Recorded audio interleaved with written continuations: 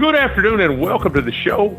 I am Rick McCormick, and I'm a realtor and agent and team lead and also an investor and an entrepreneur. I founded the Rick McCormick Realty Group here in Oklahoma City. We've had some outstanding agents and been able to work with some wonderful, wonderful clients, and still do, by the way, which we'll talk about in the show. At a closing Friday, we've got properties under contract, properties for sale. I want you to go to CoachMac10x.com. If you're listening for the first time, I was a college and professional basketball coach for many, many years. For the past decade, I've been here in the real estate space in the Oklahoma City area. We're not a neighborhood organization. We things all over from Oklahoma City, north to Edmond, to Guthrie, east to Choctaw, Era, Shawnee, Newalla, went on out west to Mustang, Yukon, El Reno, south to Moore, Norman, Purcell, and so on. But we in the entire Oklahoma City metroplex, and have had great buyers and sellers and great clients throughout all of those areas. Again, I'm Rick McCormick, and this is the Rick McCormick Show, and we're glad you're with us. And it's a great show. If you have any interest in it, if you've ever thought about selling a home, it's a good place to be. If you've ever thought of buying a home, great place to be. If you're just interested in, I'm going to have our mortgage specialist on later in the hour. I want to have a local investor on later in the hour. We have some great people, great guests, and try to bring you all the data and all the research. Don't give you a lot of just opinions here. Don't pull a lot of things out of thin air, which is I speak with the real estate community. Unfortunately, that's what I see by and large. It's this or it's that or whatever, and that's, no, not really. Everything we talk about here, data, research driven. Our text line, if you'd like to text us, Rick McCormick Realty Group text line is at 405-310-7470. It's on the site there if you're listening on Artist First. But like I said, you could be listening later in the week on Spotify, or Amazon, or Apple, or our YouTube channel. And you can, even if you're not listening live, text us a question, 405-310-7470. And I'll make sure I answer it. I'll get back with you. And it could be a topic on our next show. We love to hear from people. I had a gentleman come in and wanted to talk about different loan types and FHA, rehab loans, and all that. Whatever that we see members of the audience interested in, we're all about talking about and discussing, because we try to stay on top of the real estate market here. We talk about the local real estate market here in the greater Oklahoma City area some, but we also talk, we're going to have our mortgage expert on, and we're going to see what's been happening with mortgage rates. You know, September 17th, 2 weeks ago today, in fact, we had a mortgage rate drop. The Federal Reserve and the chairman of the Federal Reserve, Jerome Powell, and they came out that day, and they, for the first time, well, I guess the second time in about 2.5 or 3 years, they dropped interest rates 25 basis points. We're going to wait till we bring our mortgage expert on. We're going to see exactly what that's done for the market, number one. When are the next meetings and what we kind of project? There's going to be two more the remainder of 2025. Isn't it amazing? I've had the Rick McCormick Show on Artist First Radio 5 years. I believe we're in our sixth season, if I'm not mistaken. And God, we've made contact, had so many great guests and great people on during that time. But it's amazing here in 2025. Today starts the Q4. We're headed to the last quarter of the year. It's just amazing. But, hey, it's all good. People, October is still pretty good. The real estate industry around America has typically slowed down a little bit in November and December. But, again, with that said, don't be deterred. There are closings that happen every day, every single day. I was looking on the first of the month, which today is. I get a chance to go back and look at all of our statistics for the month of September. And so there's typically Monday through Friday, 4 weeks, about 20 business days. You had Labor Day in there in September, but typically 20 business days. There were 1,800 plus, almost 1,900 closings. So that's over 90 a day. Okay, so we're a metropolitan area of 1.4 million people. There's over 90 closings a day. So are things a little slower? Yeah, they are. Or is inventory higher? Definitely. Got a lot of inventory. Really a good buyer's, kind of a buyer's delight right now. And if you're selling, you can still sell. You got to be smart in navigating this system right now. But nevertheless, don't let your friend or coworker or neighbor or person from church or whomever tell you that nothing is happening right now, because 90 plus a day, that's a few. That is a few. That's a few closings. Nothing could be further from truth. That, hey, nobody's buying houses right now. No, not right, not true, not in our market. And some markets are actually struggling with low and suspect inventory. That's not the case here in the greater Oklahoma City area where we're at. Let's take a look at that. And what I like to do in that is we focus on what has been going on and say what has happened in the last 7 days.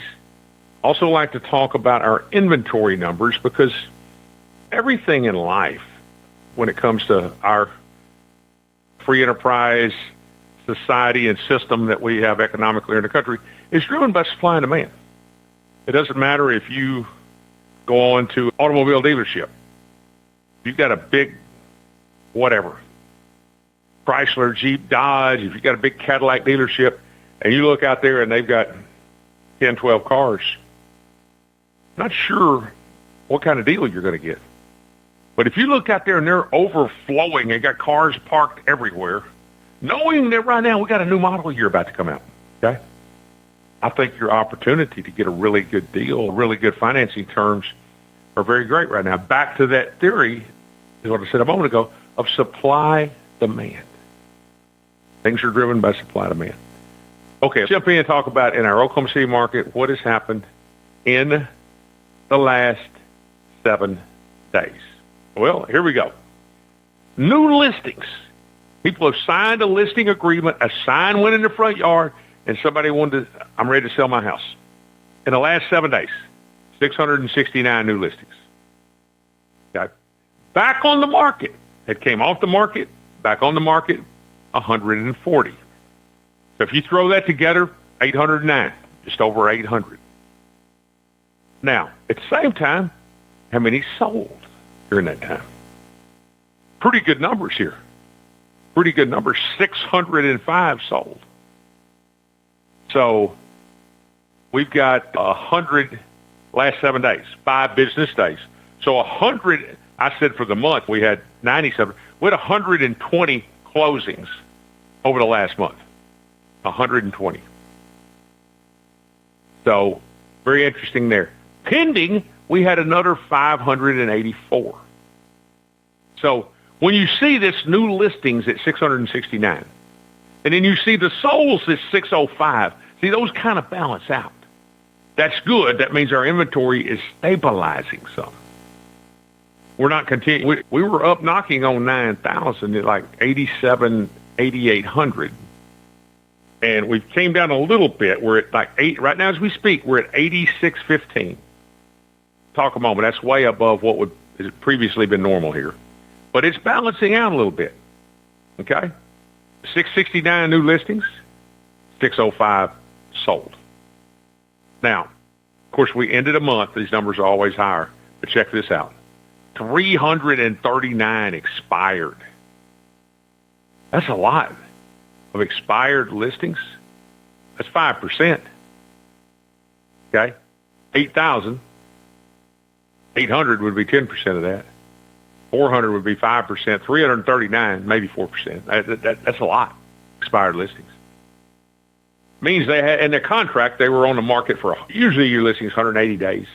Sometimes somebody might do 120, but expired without selling. We'll talk about that more in a little bit. Things are selling now. Well, nothing sells right now. No, things, you got to have the right people market it right, advertise it right, correctly. 605 sold, 120 a day. So, anyway, now we had, this is interesting, 875 had a price decrease. Last 7 days. That's 10%. The market is constantly changing and moving. In the last 10 years here, I've seen all kinds of things. We've seen inventory go down to very, very low, and where everything was getting multiple offers, and now we're seeing inventory climb way, way up. But it's stabilizing. It's stabilizing. But very interesting numbers for sure. 8,615. That's townhouses, duplexes, condos, anywhere a single family might live. That's right now, current, as of this evening at October 1st, Wednesday, in our Oklahoma City market. But 875, just slightly over 10% of those had a price decrease in the last 7 days as well. That's very interesting. That tells you something about the market. 669 new ones, 605 sold. Pretty stable there. So, interesting numbers for sure. For sure. Our MLS is called OCMAR, OKCMAR. I think it's an acronym for Oklahoma City Metropolitan Association of Realtors. And so that's where this information that I'm giving you that realtors should have access to is coming from. So, now with that said, I had a wonderful set of buyers that I work with, Ryan and Melissa Blundell, closed on a property up in Talavera in southwest Oklahoma City. Lovely property. We closed on that Friday. If you go on our website and our information, you'll see a picture of them on there and their new keys to their new home. That's always exciting. They moved here from Marlow, Oklahoma, and joined us here in the greater Oklahoma City area. And we've got other things there pending and about to close and about to sell. So a lot of good things happening. Once again, you can reach us there. Particularly if you're listening during the week on, our shows on multiple platforms. If you're listening on Spotify, YouTube, 405-310-7470. You can text that line 24 hours a day. Okay? And we hear from you. We will try to address that question today, but if not, we'll get back with you and definitely consider those things that you fire in for the next show. Okay, right now, I'm going to move us to our mortgage segment of the show. It's always fun. We're going to talk about where mortgage rates are at and kind of what's happening with that whole scene and what it's looking like going forward. And we're joined each week by our mortgage expert, the owner of Security Financial Mortgage in Edmond, Oklahoma, Mr. Kendal Dexter. Kendal, great to have you in again. And man, like I said, I think everybody was waiting for these 3% interest rates after the Fed's announcement, but we didn't quite get there, did we, my man? No, sir, we did not. We've 2 weeks since the Fed meeting, and we got our quarter point decrease, which the market had largely built in. Since that time, we've actually seen slight detriment over the 2 week period, minus 24 basis points, and then we rallied today to basically dead even. Sum total minus 3 basis points over the last 2 weeks. So the market has not started moving towards another rate cut yet, but they're basically saying, we already gave you the quarter, we got the quarter, and they're listening to what Fed Powell is saying about the future to try to determine what's going to happen next. Good point on that. Like I said, somebody was texting us in a question. That's what I was taking a look at here. Nevertheless, yeah, so 25 basis points. Did we go down at all since that time in the past 2 weeks? No. And we were down some basis points leading into today. We rallied back. We have not seen the kind of benefit. I've fielded a lot of calls about the rate cut, but sadly, we're not seeing the benefit. We're still in the same rate range as we were. And it's going to take some more movement and some more positivity out of Jerome Powell's mouth to get this market moving where we need it to go. Right. Yeah, now with no change, basically. No change. Now, interest rates are the same as they were. They're no better than they were before he made the announcement. Is that correct? That's right. What the market's going to be looking for is the Feds to confirm as we move towards the next meeting that inflation is where they want it to be, and we need to hear some bullish talk from them about where they want rates to go, and we haven't gotten that yet. I do expect we're going to see some positive movement leading towards the final two meetings of the year, but right now we aren't seeing that yet. Right. Now, going forward, the Federal Reserve meets several times a year, meets every 6 weeks.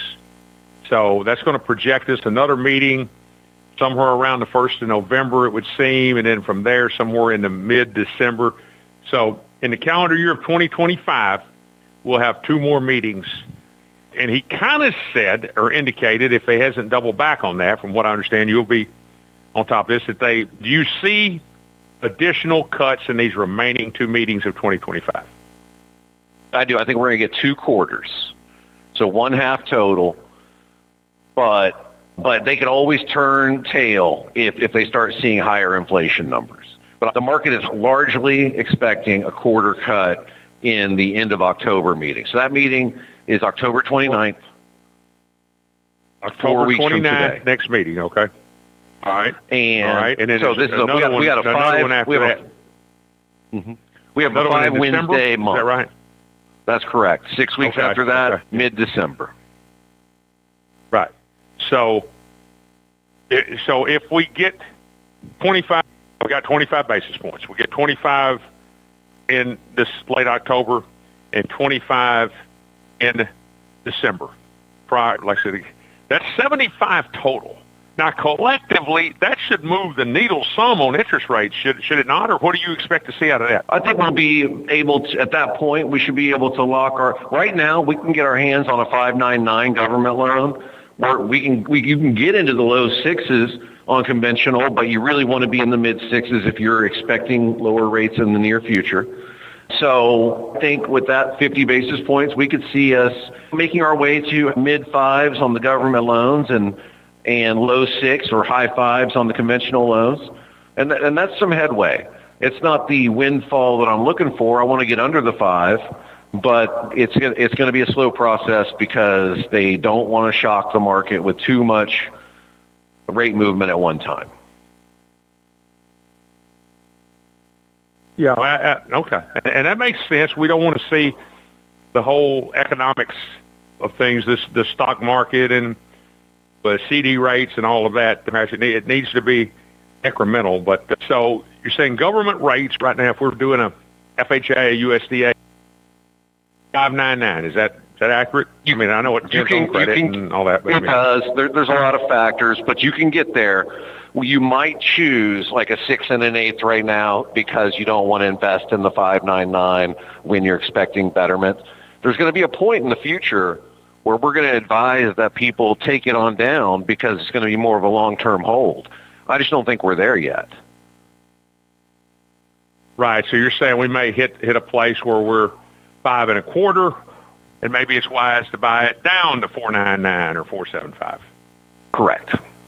It's all about speculating.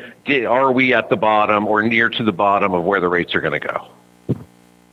Okay. All right. I'm going to move the mortgage rate conversation a slightly different direction here.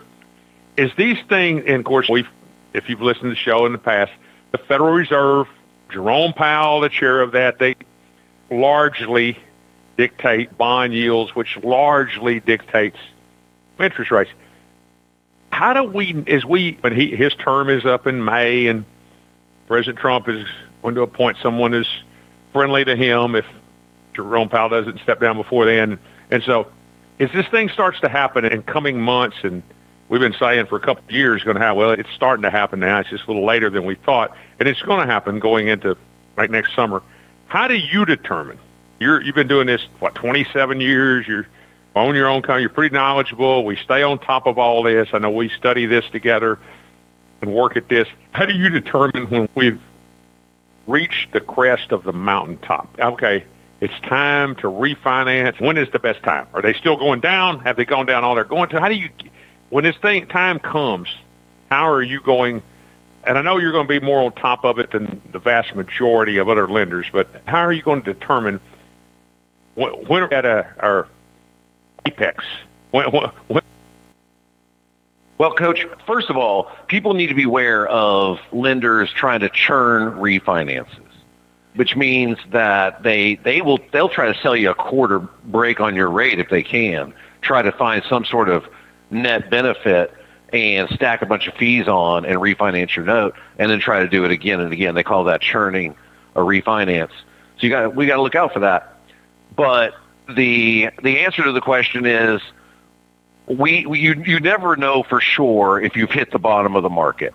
So if we can find a rate place for somebody where we can net a benefit, secure a lower rate, and not net very much cost involved, and make sure that inside of 6 months we're making money off this lower rate, then you could potentially find a better opportunity 6 months down the road and do it again and not be stacking a bunch of fees on. So there's a lot of different strategies involved. Do I decide, okay, this is the final stopping point and I'm going to invest money in my rate? Or do I just take what's for free out there and look for another opportunity down the road as rates continue to decline? Well, exactly. At what point, whether you're at the crest of the mountaintop or not, if interest rates gone as low as they're going to go, my point being, whether you're there or not, when does it become? I think all of our listeners are really going to be interested in wanting to hear this.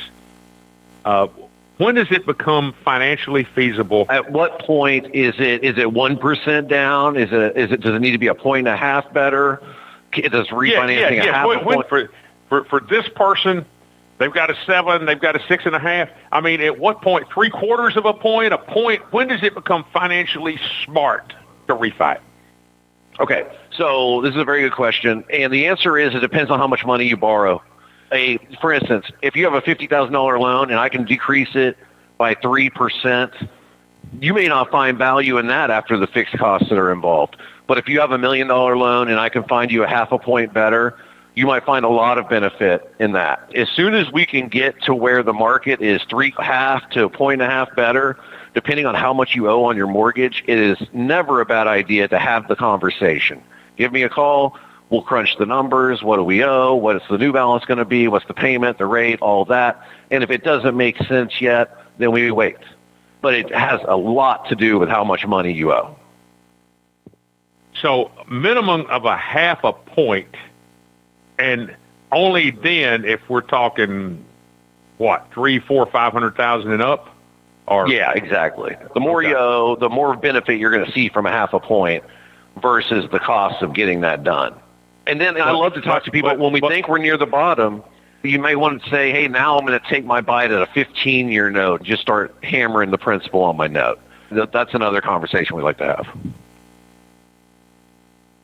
Well, right. I mean, I've talked with people about, hey, interest rates, you can get about 1.5 lower, and for almost the same payments, you can go, you owe 23 years right now, okay? But you can take it to 15. Same payment, you can take 8 years off of that. I mean, that's where I think a lot of people want to look at, want to be.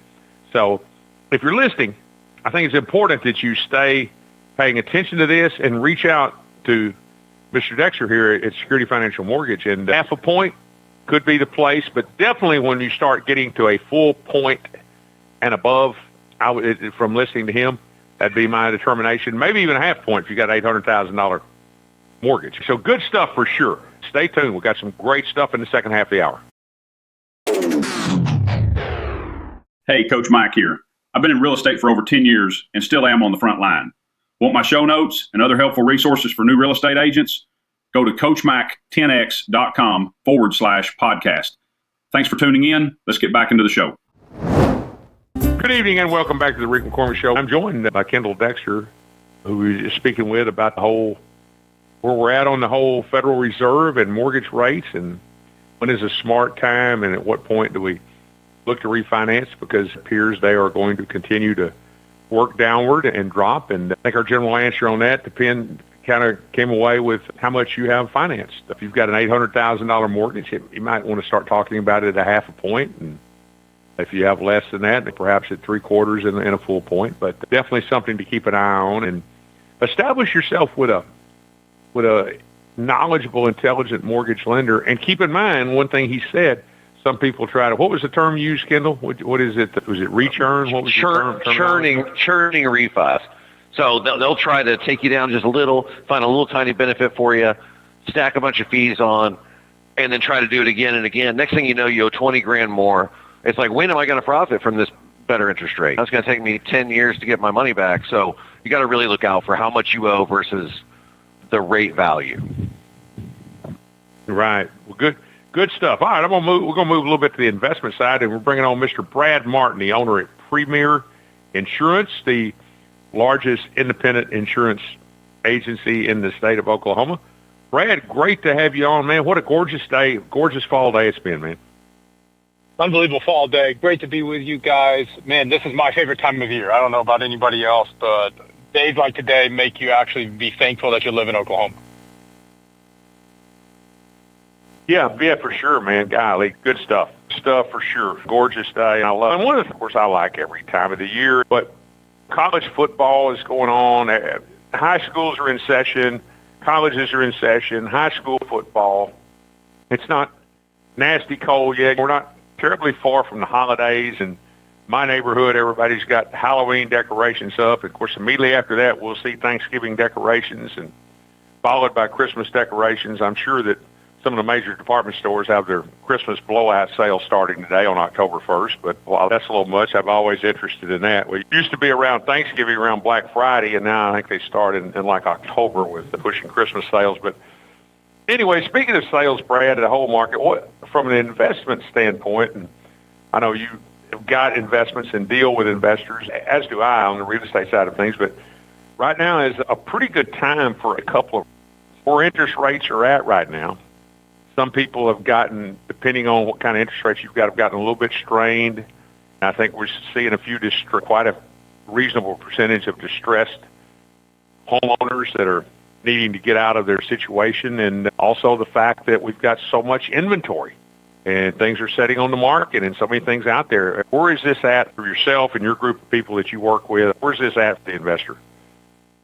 Yeah, the investors actually really like this time. It's kind of an odd time because if you look at it, rates are a little high for the unsavvy investor. They keep waiting for it to drop down, as we talked about before.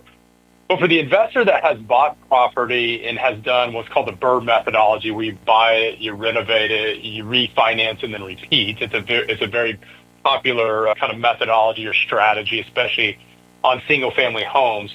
You see a lot of investors that started that process 6-12 months ago, where they're now in that refinance stage, as Kendall just alluded to, where rates have come down. They got in at a higher rate, let's call it 7.5. Now rates have come down, so they can refinance that, pull that equity out of the house after they get it reappraised. There's more value there than what they initially put in. They have that equity. Then they can take that equity and go back and redeploy it into another house, another asset class, whatever it might be, that then allows them to rinse and repeat to make more money. So this time frame right now for an investor, they actually like it because rates have come down enough that it might make sense to refinance it, and there's not a lot of people in the marketplace to actually compete with them. Well, exactly. Yeah, I would tend to agree with that. I think it's really a great time for investment properties. I know you and I hold some short-term, currently just a short-term rental. I've had with an S on that in the past, but short-term rentals, Airbnb type properties. You've got a luxury property out in suburban Phoenix. Talk about that a little bit and how that whole thing has gone. We heard about it originally, a couple of years ago. And give our listeners a little bit about that. It's in Scottsdale, is that right? Yeah, the short answer, Coach, is when we initially started talking, I had 2. I sold 1, bought another one, so I'm back to 2. I've done the BRRRR methodology on a couple of them out there. Yeah, so right now we own 2 short-term rentals in the greater Scottsdale area, kind of in the heart of central Arizona. Scottsdale is the major city there. We got 2 properties. They've been doing very well. Surprisingly enough, to those that are not familiar with Arizona, people always ask, well, why did you choose Arizona? It stays busy all year round. Even in the summer when it's 110, 115 degrees, our occupancy rate is still about 35-40%, which for the short-term rental market is very, very good. And so we do very, very well in those properties. Now, the one property, talk about the one, I guess the one that I'm most familiar with. I mean, it's a massive property. I mean, how many bedrooms do you have and how many can you sleep? Yeah, that property is 8 bedrooms, it's 6 baths, it sleeps roughly 20 people. Wow.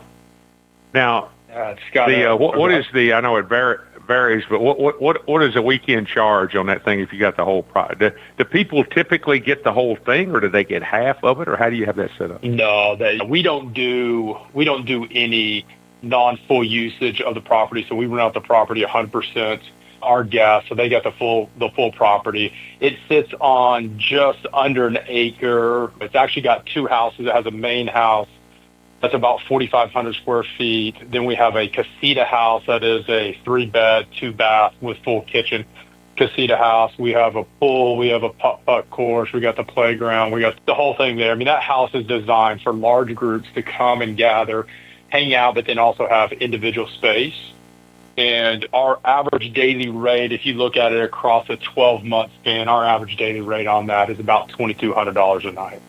Definitely in peak seasons, it's going to ramp up. Major holidays, it's going to ramp up. Slower seasons, it's going to ramp down a little bit. But we average about $2,200 to $2,300 a night. And sleeps, how many again, 20 or 20? About 20, yeah. I mean, do we, about 20 to sleep 20? Okay. Well, now, Kendal's sitting there figuring that up, like, okay, how would I, if you've got 4 couples or 5 couples, whatever, with children or whatever, you could go in there and instead of getting a luxury place somewhere, a downtown hotel at $300 a night, and like I said, you got 5, 6 couples that all go in together, it would make financial sense. And it makes all kinds of sense. Plus, you just like the Airbnb commercials too, you're not in separate rooms in a hotel down the hallway on another floor, whatever. You go with the people you went with. You've got plenty of space for yourself, and you're with the people that you went with, and it's cheaper. Even though $2,200 a night sounds crazy, you divide that up, it's cheaper. So, great deal. Yeah. No, good. And like I said, I've got one here in Southwest Oklahoma City that we've launched, and we are booked every weekend. And of course, it's not anything to the level of the property Brad's talking about, but we have gone to the luxury market. We have a 6-person hot tub. We've got a game room with a pool table. We've got a Ms. Pac-Man video, and we sleep 10. And it's listed under the Thunder Layup Lounge. If there's any listener out there coming to Oklahoma City, look us up on there. So, but no, that's very interesting, and that's a strategy because we're talking about investment property.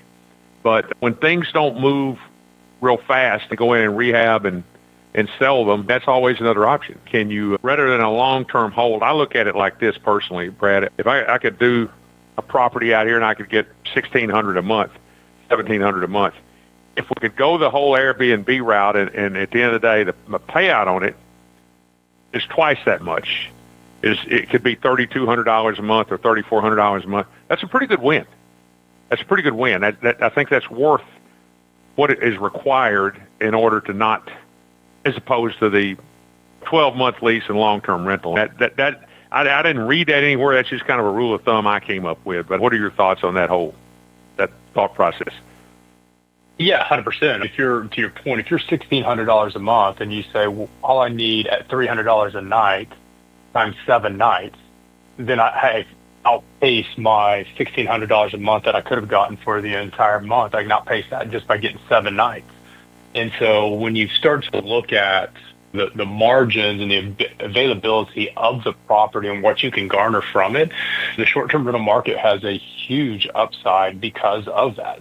Less wear and tear on the property, but a higher return on your cost to get the house and outfit it.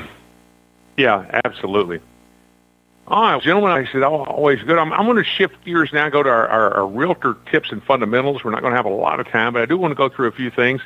We're really gathering a lot of real estate agents out there. And, of course, we've got our coaching program, CoachMac10x.com. Go to that site. And some individual, primarily group things, we've got a group program for agents that are 2 years and under, and then another program for more seasoned agents. And we will just short of guarantee if you do what you do and you do what we recommend in that program, you follow the program, and your income will increase 30% or more in 90 days or less. Okay, let's look at a couple of problems that realtors face. You'll like this one, Kendall.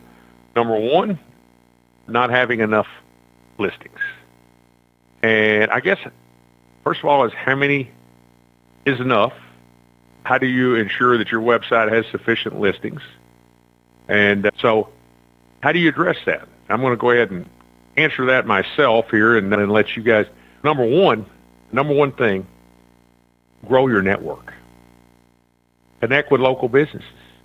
Connect with real estate investors like we're talking about.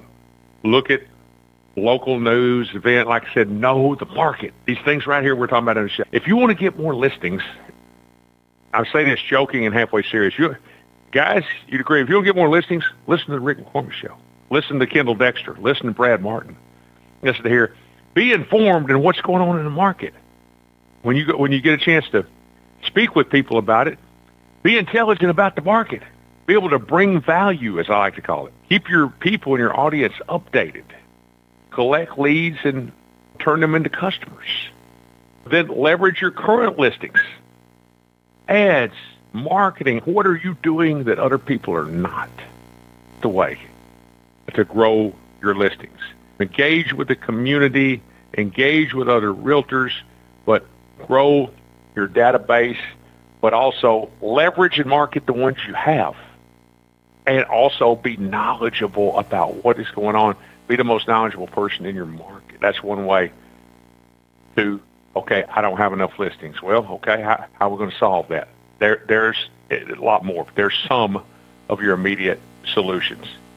You deal with a lot of realtors. Any thoughts on that whole thing? No, I think that's great. The network is probably the main thing. I got a couple outside the box ideas, and I want you to see if you would agree they might be a good idea. Just thinking about who needs to sell their house. I might get to know some divorce attorneys.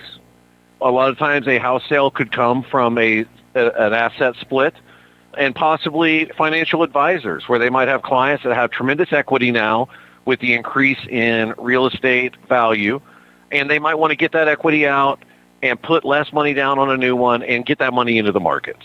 So a couple of different outside-the-box ideas, but just think about why houses are sold, what situations cause a house to be put on the market.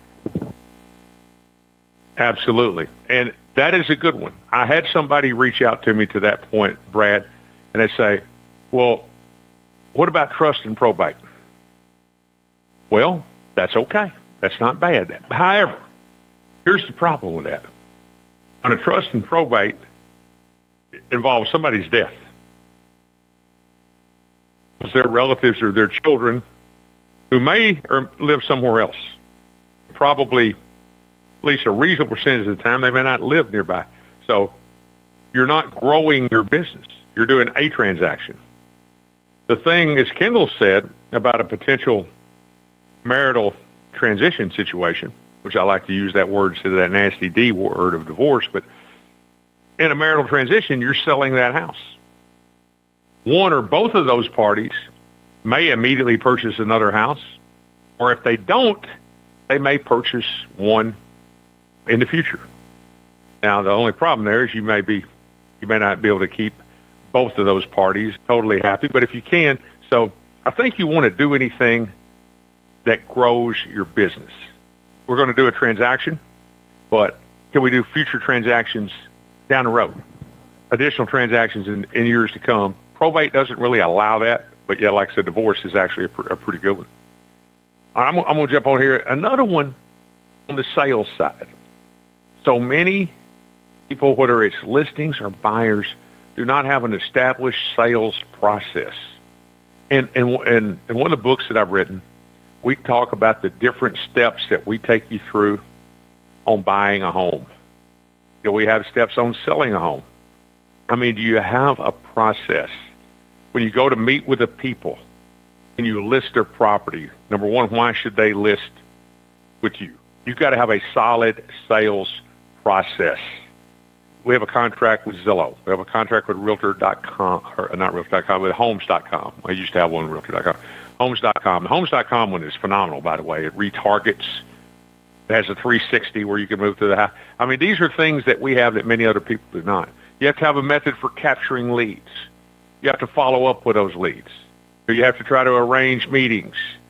You have to try to schedule showings. You have to try to assist those people in getting financially qualified. On the buyer side, they're identifying what they want, the areas, their budget. You got to get them pre-approved, by the way. You got to set a budget. So everything you do,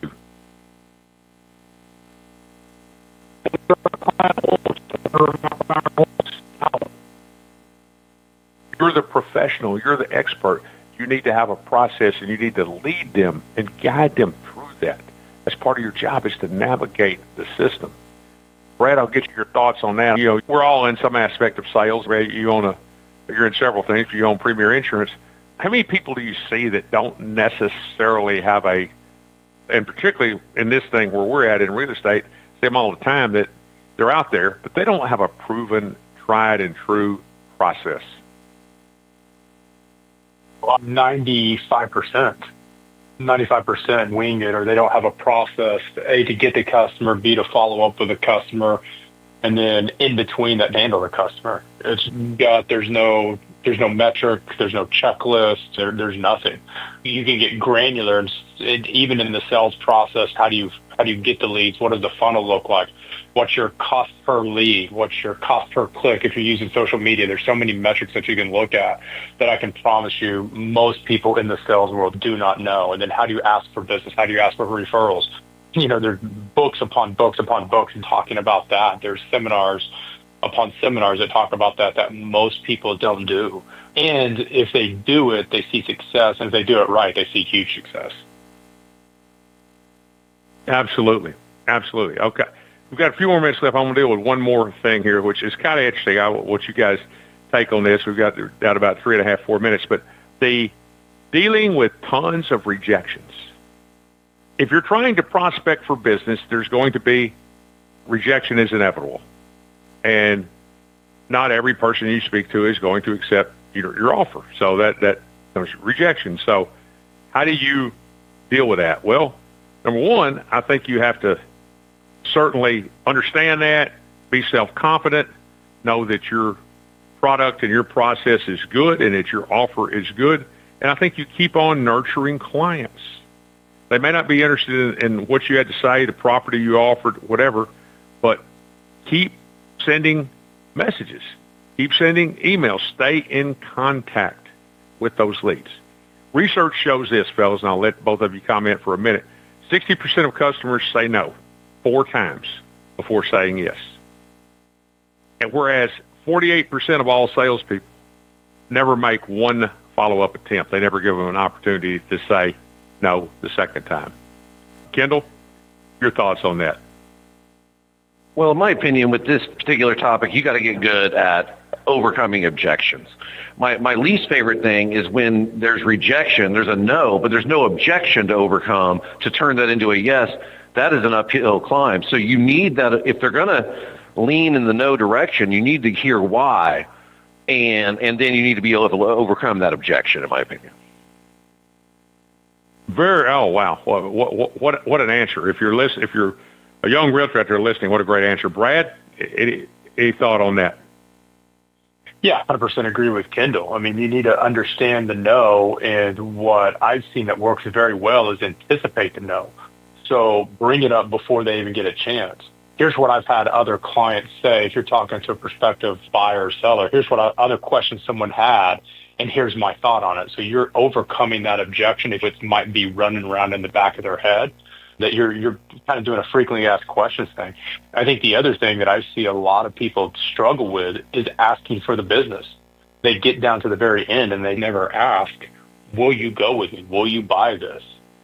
And then if there is that no, then to Kendal's point, okay, help me give you all the information you need to make a decision. The only way I can do that is if you tell me why you feel no in this. I might have said something wrong or in a manner that maybe you didn't understand. So your gut reaction is to say no, than to say yes because I said something in a manner that maybe didn't make sense and you didn't want to clarify it with me. Absolutely. Good, great answers both. Bottom line in all of this, your level of success is going to depend on the people that you have around you and that you align yourself with, who you listen to, and don't be afraid to seek advice and seek coaching. Michael Jordan, Tiger Woods, the greatest in their profession, have multiple coaches. People that make $1 million a year in real estate have advisors and they have coaching. So do not be afraid to reach out and network with the right people that can help you get there and support you. Sometimes like this, talking about issues out loud and saying, hey, let's do this, let's do that, can be very valuable. I know to me and to many other people. So go to CoachMac10X.com. We're glad you were with us this evening on this gorgeous October 1st. What a beautiful day here on the show. The Oklahoma City Thunder opened camp, by the way, as most other NBA teams did. We'll be talking about that in the future. Thank you for listening. Thank you for being with us. Until the next show, stay safe and may God bless.